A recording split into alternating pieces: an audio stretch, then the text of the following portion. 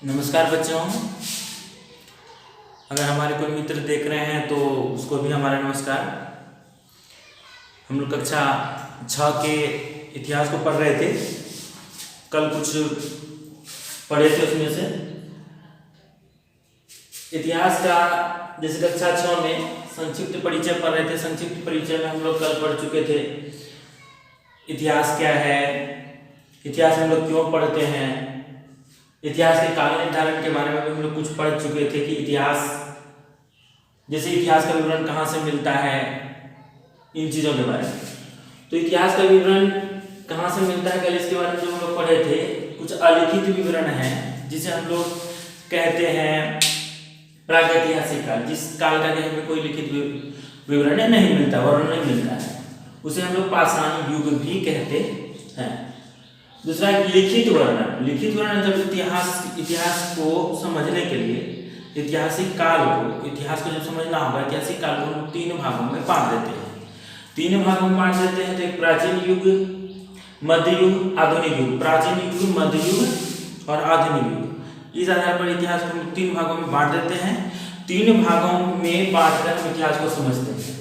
तो प्राचीन युग जो बहुत पुराना हो, जिस समय जैसे हम लोग प्राचीन युग को मान सकते हैं, हमारे देश को ही ले लेते हैं तो हमारा देश का नाम भारत पड़ा, वो भरत से पड़ा, भरत राजा के नाम पर। जिस काल को अब कह सकते हैं जैसे कि हमारे देश की संस्कृति का स्टार्ट होता है, क्योंकि हमारा देश बहुत प्राचीन देश है। इस प्राचीन संस्कृति की शुरुआत हड़प्पा सभ्यता, सिंधु घाटी सभ्यता से होती है, जो ईसा मसीह के जन्म से लगभग 3000 साल पहले से शुरू हुआ और 7वीं शताब्दी तक चला।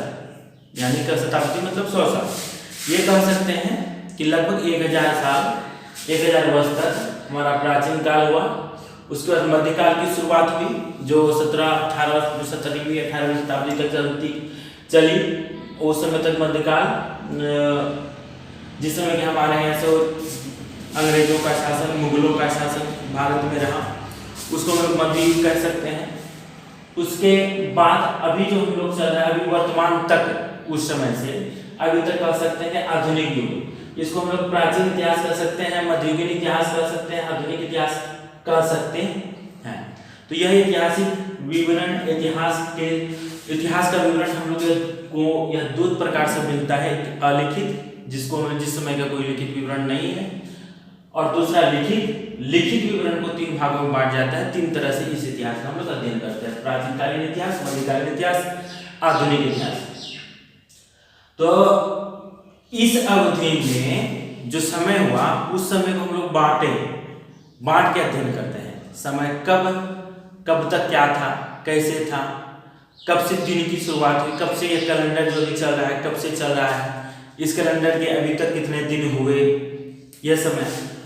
तो इस काल अवधि को हम लोग टाइम फ्रेम कहते हैं। टाइम फ्रेम में मुख्य रूप से यह बातें आती हैं, जैसे BC, बिफोर क्रिस्ट मतलब ईसा मसीह, जो क्रिश्चियन के परमात्मा है, भगवान गॉड है, उसको ईसा मसीह कहते हैं। ईसा मसीह के जन्म से पहले को हम लोग कहते हैं ईसा पूर्व, बिफोर क्रिस्ट। ईसा पूर्व, बिफोर क्रिस्ट, उस समय से पहले जो भी घटना हुई उसे इतिहास में जो लिखा जाता है, हम लोग लिखते हैं बिफोर क्रिस्ट कह के। बिफोर क्रिस्ट का मतलब यह हो गया कि ईसा मसीह के जन्म से पहले जो भी घटना हुई उसे हम बिफोर क्रिस्ट कहेंगे।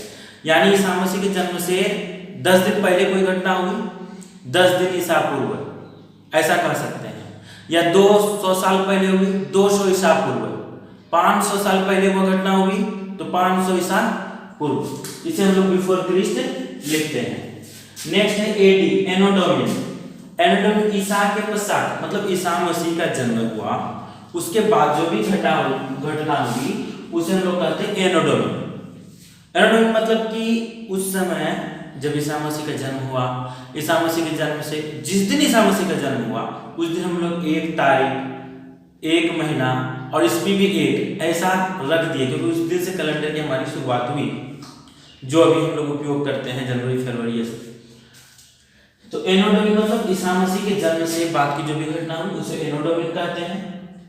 एडी की जगह कभी कभी सीई का भी इस्तेमाल किया जाता है, कॉमन इरा। कॉमन इरा मतलब सामान्य जो अभी इरा जो चल रहा है, जो युग चल रहा है, इस युग को हम लोग एडी कहते हैं, मतलब कॉमन इरा भी कहा जाता है।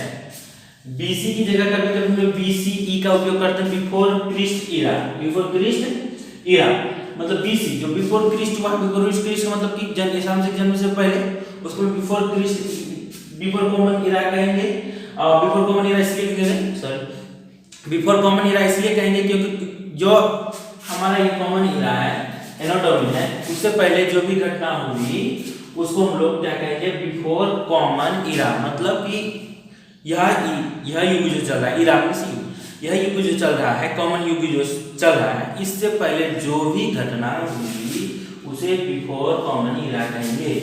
बीसी को कभी कभी बीपीडी कहा जाता है, मतलब बिफोर प्रेजेंट भी कहा जाता है, बिफोर प्रेजेंट भी कहा जाता है, कि अभी से पहले की घटना वो बिफोर प्रेजेंट भी कहलाता है। तो बिफोर प्रेजेंट कहते हैं, तो बीपीबी कहते हैं। इस प्रकार से हम लोग काल निर्धारण को पढ़ लिए। काल निर्धारण का इतिहास में समझना बहुत ही आवश्यक है। जब तक हम लोग काल को अच्छी तरह से नहीं समझ लेंगे तो वहाँ बहुत जगह लिखा रहता है कि हाँ, जैसे हमारा अब इस पढ़ेंगे हम लोग तो कहेंगे कि जैसे मान लेते हमारा देश 15 अगस्त 1947 को आजाद हुआ, तो वहाँ एडी लिखा रहेगा। एडी हमें समझना है कि एडी क्या होता है, बीसी क्या होता है, इन सभी चीजों को अच्छी तरह से समझना है। तो इस प्रकार से काल का निर्धारण किया जाता है। अब किस काल में कौन सा अध्ययन हम लोग इतिहास का किए, कैसे किए, किन चीजों को समझना है, ऐतिहासिक स्रोतों को समझना है, यह अगले अध्याय में, अगले भाग में हम लोग पढ़ेंगे। धन्यवाद।